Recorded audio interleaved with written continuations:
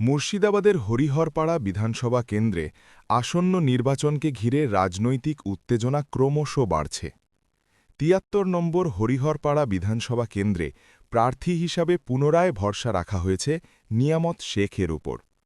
২০১৬ ও ২০২১ সালের মতো এবারও তাকে প্রার্থী ঘোষণা করেছে তৃণমূল কংগ্রেস।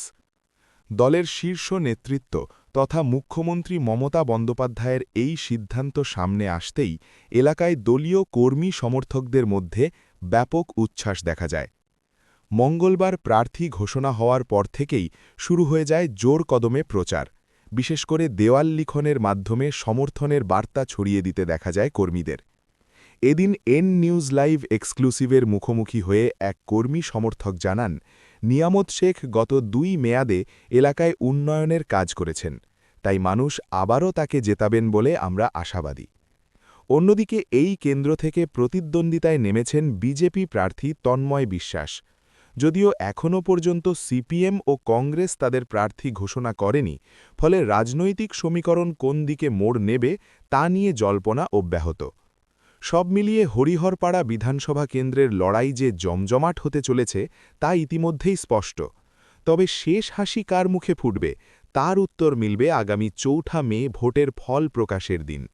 বিস্তারিত ভিডিও চিত্র এন নিউজ লাইভ এক্সক্লুসিভে নির্মল বিশ্বাসের প্রতিবেদনে।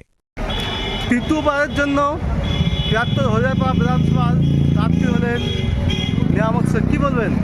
তৃতীয়বারের জন্য হরিহরপাড়া নিয়ামত শেখকে প্রার্থী করেছেন অভিষেক বন্দ্যোপাধ্যায়, মমতা বন্দ্যোপাধ্যায়। তার জন্য হরিহরপাড়ার গ্রামবাসী, হরিহরপাড়া ব্লকের সমস্ত মানুষ আপনাদের কাছে কৃতজ্ঞ।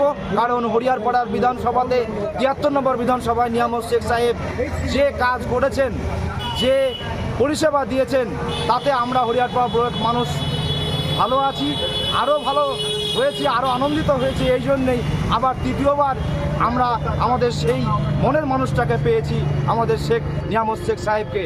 আমরা যেন বিপুল ভোটে জয়যুক্ত করে আবার যেন বিধানসভায় পাঠাতে পারি, মমতা ব্যানার্জির কাছে পাঠাতে পারি, অভিষেক বন্দ্যোপাধ্যায়ের কাছে পাঠাতে পারি।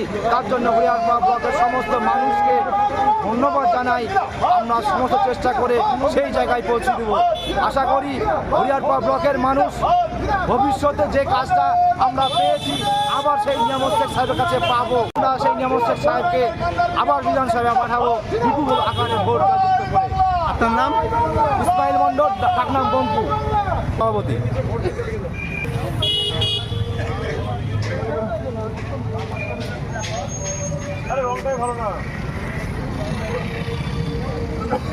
২০০৬, ২০১১ সাল বাদ দিলে ২০১৬, ২০২১ হরিহরপাড়া তৃণমূল কংগ্রেসের একচ্ছত্র আধিপত্য, কী বলবেন ২০২৬-এ? এবারও 100% জিতবে। জয়ের মার্জিন কী ভাবছেন? 50+।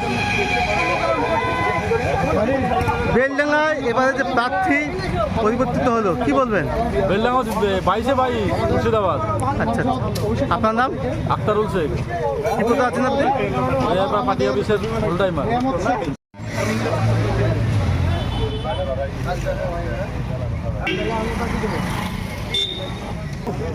দেখাবো ওইটাকে দেখেন।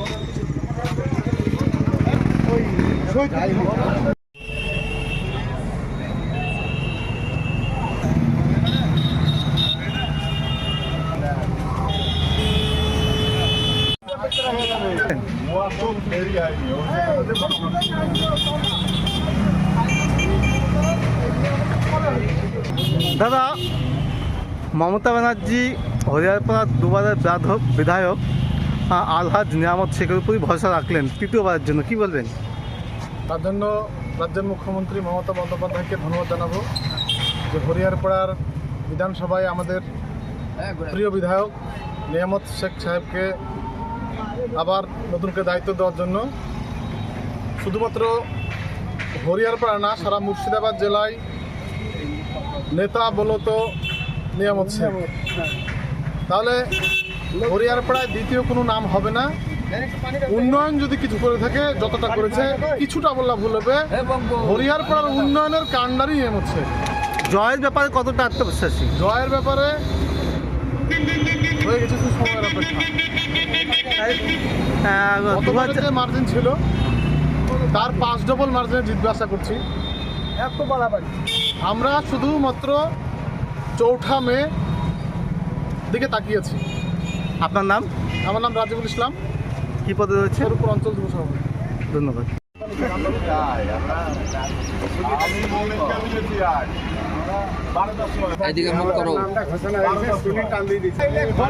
আমাদের এমএলএ সাহেবের নাম ঘোষণা হয়ে গেছে। আমরা রং তুলি রেডি ছিলাম, যেই খবর পেয়েছি সঙ্গে সঙ্গে আমরা চাচাজির নাম, আমাদের প্রিয় এমএলএ নিয়ামত শেখ সাহেবের নাম লেখা দিয়ে আমরা শুরু করে দিয়েছি আমাদের দেওয়াল লেখা হরিয়ারপাড়া 73 নম্বর বিধানসভা কেন্দ্রে। জয়ের ব্যাপারে কতটা আত্মবিশ্বাসী? জয়ের উপরে 100% বিরাট আত্মবিশ্বাস। নিয়ামত শেখ জিন্দাবাদ, নিয়ামত শেখ জিন্দাবাদ, বন্দে মাতরম, নিয়ামত শেখ জিন্দাবাদ, নিয়ামত শেখ জিন্দাবাদ।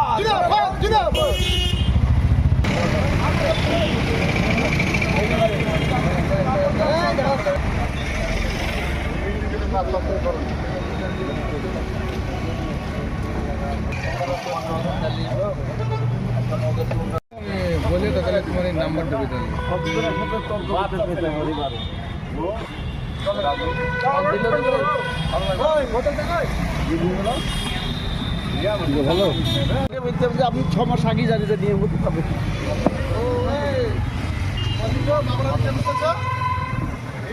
এখানে অ্যাড করতে